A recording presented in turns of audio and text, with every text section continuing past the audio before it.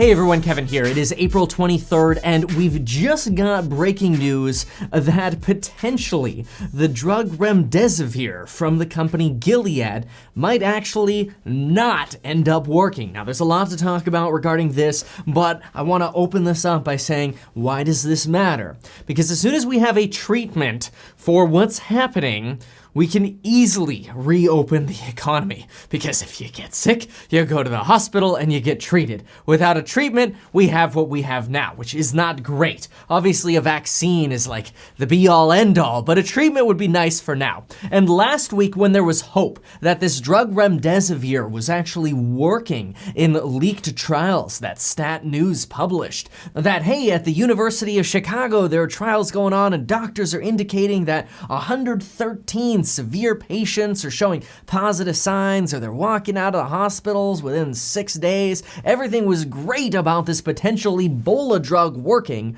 remdesivir, on what we're dealing with now.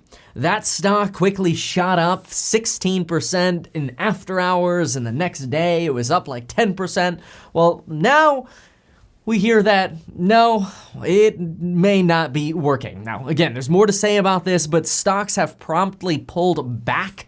Gilead's currently down about 3.5%. It was down as low as 7%. It actually got frozen in trading, kind of like an individual stock circuit breaker, because there was such a surge of automatic sells for the stock when this information was leaked. And apparently what happened is the Financial Times picked up that the World Health Organization put this on their website accidentally. I'll share the screen here. They found this post right above the note for hydroxychloroquine, where it says that the clinical trial came out inconclusive. And for remdesivir, it says that the clinical trial came out negative. Now, the notes for this can be seen here, and the notes are that 237 patients with, laboratory confirmed cases underwent randomized, basically trials here. 158 of them were treated with remdesivir, and 79 were the controls.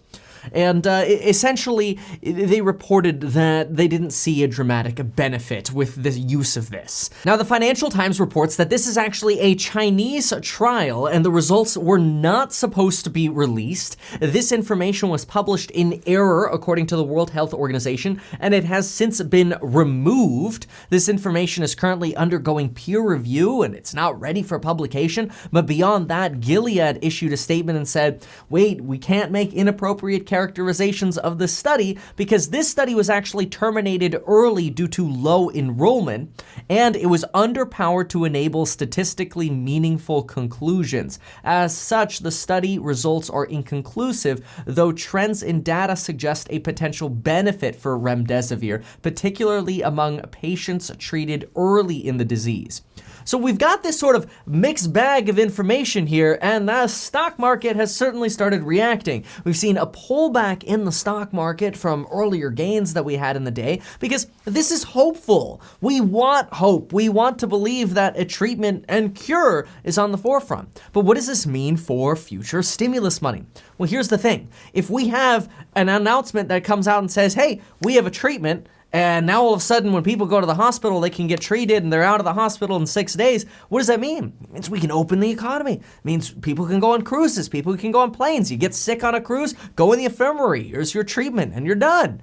Great, your cruise might suck, but at least you're not spreading it and other people aren't passing away. Now, to this news, Jim Cramer from CNBC, the Mad Money guy that pushes all the buttons and stuff, he came out and says on Twitter, I do not believe this Gilead news. It is from the Chinese trials, ... This is not from Gilead. I know several hospitals that are having good success with remdesivir, and the Chinese have continually disparaged the drug and used it wrong. This is the third time.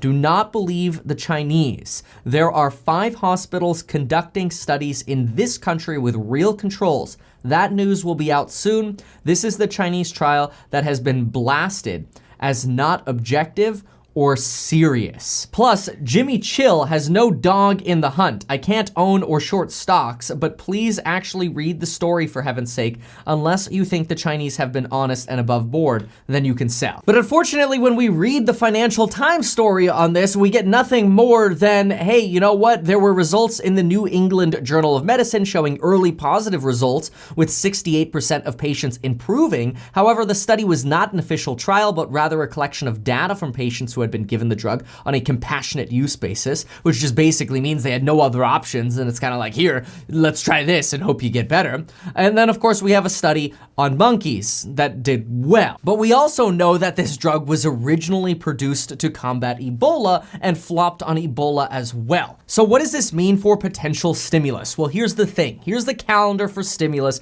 and if we know that if there's going to be more stimulus or not. The House has to vote and pass 3.5 stimulus today. That's the expectation, that 3.5 for small business is going to be passed. Then we're going to open up dialogue on stimulus package number 4, which is probably going to include a lot of funding for infrastructure, state and local governments, and potentially additional stimulus checks. But we won't open up that dialogue until May 3rd.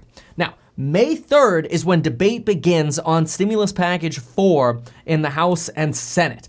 Well, the actual, more conclusive Gilead trials are expected to come out at the end of this month, at the end of April.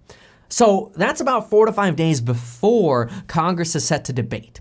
So if we get really bad news from Gilead at the end of this month, that this drug is actually a flop, that there's nothing to be seen here, that this is just another failed drug, well, sorry to all the people investing in Gilead. But beyond that, bad news might actually push Congress folks to encourage additional stimulus, because that means this might all last longer than we're all expecting, and families and small businesses are going to need more help and more stimulus.